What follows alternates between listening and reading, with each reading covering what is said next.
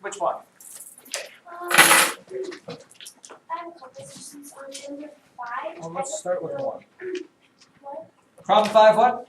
Hold on, I don't know what I did wrong. I know I got, Well, let's look at that. Problem number 5. If in fact you missed problem number 5, focus up here for just a second, because that's why we talked about this. And what's 4 squared? 16. And what's 9? Square root of 9? And 16 plus 3 is? 19. And that's not what you got, or that's what you got?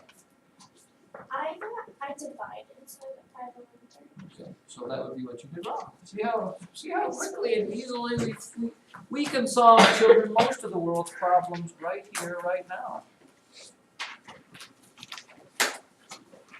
Jill. Can you explain how to do number 14? That is again why I am here and I enjoy doing this so much. Most of you probably will know what I'll say. Problem number 14, children, what's the first thing you should do, Lainey Kavarik? Draw the square. Each side, one side of a square, squares are all equal sides, so one side is 10, that means all sides are 10. That would be the first thing I think about. But it asked me how many 1 square inch tiles are needed to cover its area. How do we find the area, not perimeter, of a square? Area is side times side, so you should multiply 10 times 10. That's the area. Hence, where you get 100 1 square inch tiles. I would just go with tiles. That would be fine. Did you do 40 and get the perimeter? Yeah, I got the perimeter. There's the note to self for tomorrow's Lainey Kavarik. I didn't do number 3. Number 3. Maria correctly answered 16 of the 20 questions. What fractions of the question did she answer correctly? What did you get, ma'am? I did percent accent. Well, she answered 16 out of 20. That's the fraction. So it didn't ask you for percent. Yeah, I think So just reduce that 4/5. You put 80%, did you? Yeah. See, all these, most of the solutions to your problems are simple little things. Jenny? Wait, what was 8? Well, problem number 8, let's just look at it, I'll tell you that. 60% of the answers were right. What fraction of the answers were right? 60% is 60 out of 100. If you simplify that, that equals 6 over 10, divide them both in half. Saying 3/5 was the answer to that one. If you reduce it right.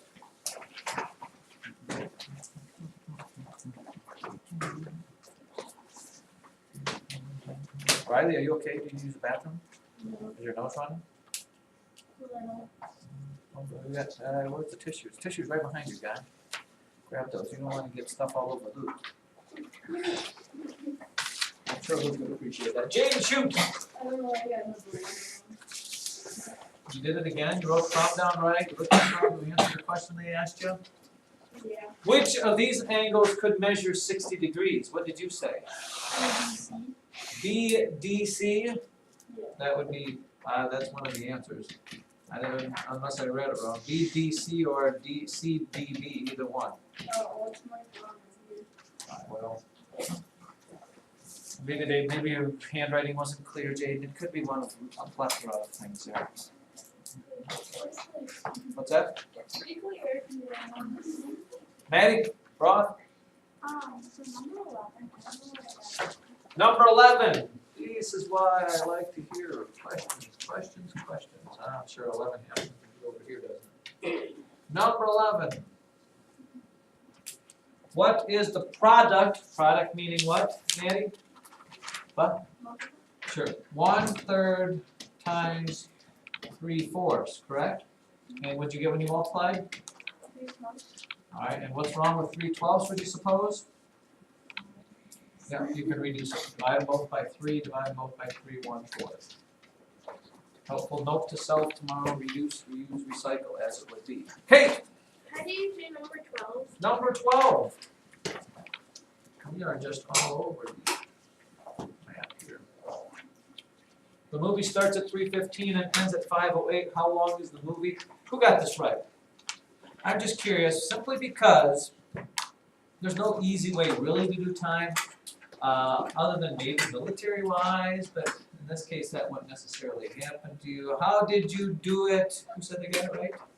Elijah, how did you do it? I subtracted 15 by 7. Wait, by 7? Yeah. 7? Oh, you subtracted, did you put 508 on top? But I added 2 hours and then subtracted 7 by 2 hours.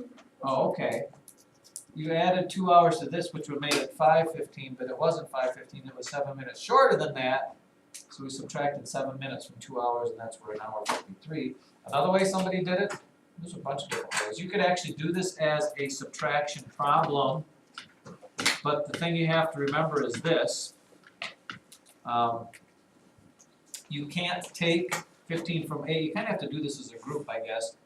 You have to take an hour away from 5, but an hour isn't just 10 minutes, it's 60 minutes, so you have to add 60 to this and make it 68.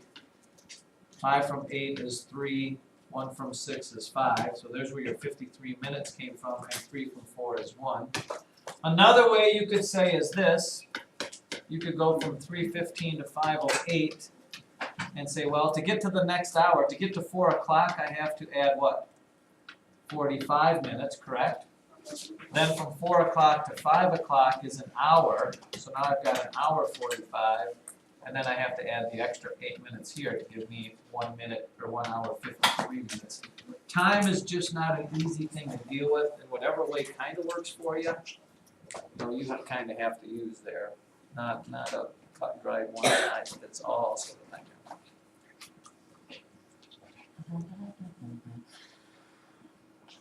M.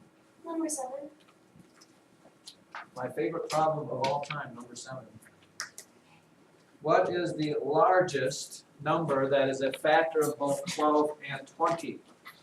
And I would say if you got this wrong, you did multiples instead of factors or whatever, but Emily, what are the factors of 12? 1, 2, 3, 4, 6, 8, 12. Well, let's do it. 1 times 12, 2 times 6, 3 times 4. Those are your factors for that. Factors of 20, 1 and 20, 2 and 10, 4 and 5. And what is the largest factor? Looks to me like it would be 4. Oh, I do all the factors that were in common. So you wrote 1, 2, and 4? Yeah. See how easily we can fix all our problems? I assume then that is it. Everybody has asked all the. Oh, Jaden! Number 20. Number 20.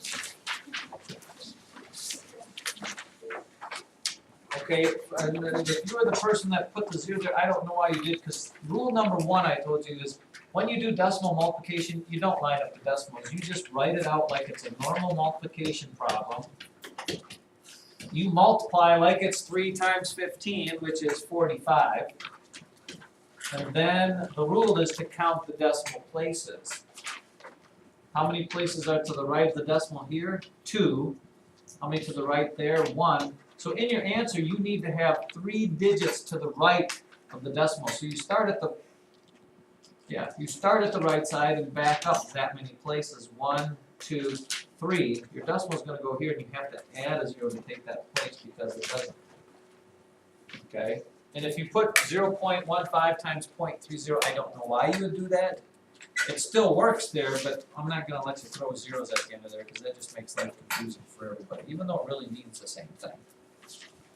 Let us not go there or do that. Going once, going twice. Everybody is very, very, very confident and sure that on tomorrow's test. Kate says one last one. For number 9, I got 3. Well, I got 3 2/3. I'm not sure. 1 2/3 plus 2 2/3. What is 2/3 plus 2/3, man? Oh, 4/3, right? Yeah, I mostly I did the denominator. Yeah, there you go. That's always a common mistake of many children your age. perfect, alright.